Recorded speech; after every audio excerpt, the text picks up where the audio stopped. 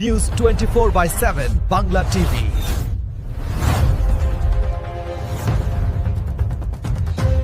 দমদম ক্যান্টনমেন্টে অবস্থিত national anti crime and corruption আয়োজিত প্রধান কার্যালয়ে জনসংঘের প্রতিষ্ঠাতা ডাক্তার শ্যামাপ্রসাদ মুখার্জির জন্মজয়ন্তী পালন করা হয়।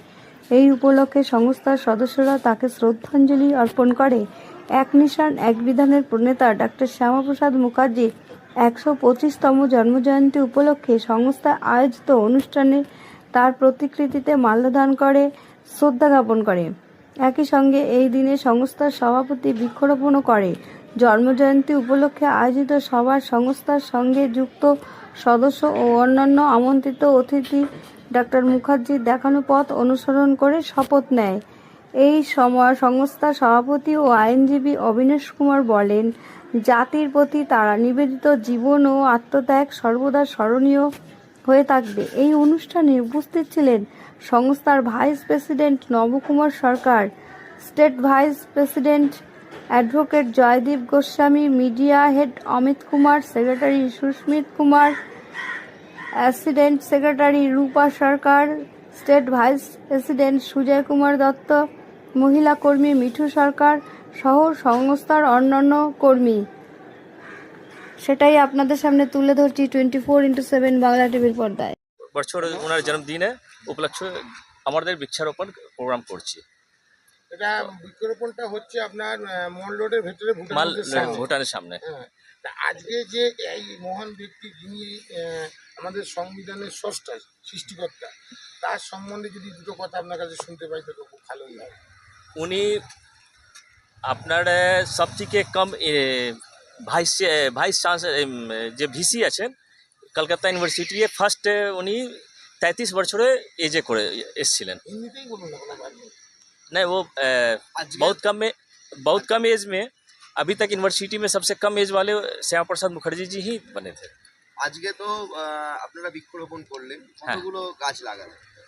গাছ তো অনেক লাগিয়েছি, কাউন্টিং করিনি। গাছ লাগানোর সঙ্গে সঙ্গে বৃষ্টি, অর্থাৎ যেটা গাছ লাগানোর পরেই জলের দরকার হয় সেটা হয়তো ভগবানই ভগবান আপনাদের পায়ে দিয়েছেন। দিতেন। হ্যাঁ, তো কি মনে হয় যে ভগবানের ওপর থেকে আশীর্বাদ করছে যে আপনাদের কাজটা আমাদের উপরে আমাদের যেখানে যেখানে নবোদা আছেন ওখানে ভগবান অনেক উপকার করেছে।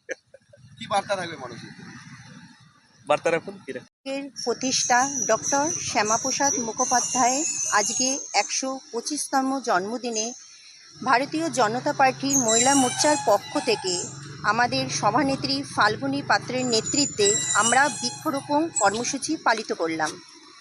আজ আমরা সবাই জানি একটি গাছ একটি প্রাণের সমান, কিন্তু প্রতিনিয়ত আমরা দেখে আসছি গাছ কিভাবে কেটে সব কলকারখানা বলুন বিল্ডিং বলুন তৈরি হচ্ছে। কিন্তু ভারতবর্ষের ভূখণ্ডে 25% বন সংরক্ষণ করা দরকার। আমরা যদি সবাই এগিয়ে আসি এই গাছ লাগানোর জন্য, তাহলে আমরা আমাদের পৃথিবীর ভারসাম্য বজায় রাখব, পরিবেশের ভারসাম্য বজায় রাখব। এর জন্য আমি এইটুকু বলবো, ছোট বড় সবাই যারা আছে গাছ লাগান, পরিবেশকে বাঁচান। আগামীকাল আমরা এই কর্মসূচিতে সবাই মিলে এগিয়ে আসব। এই বলে আমার বক্তব্য আমি শেষ করলাম। ভারত মাতা কি জয়। আমি মিঠু সরকার, স্টেটে অফিস সেক্রেটারি। যে প্রতিটা মানুষের উচিত গাছ লাগানো, একটা গাছ একটা প্রাণ, এটা আমরা ছোটোবেলা বই থেকে পড়ে এসেছি।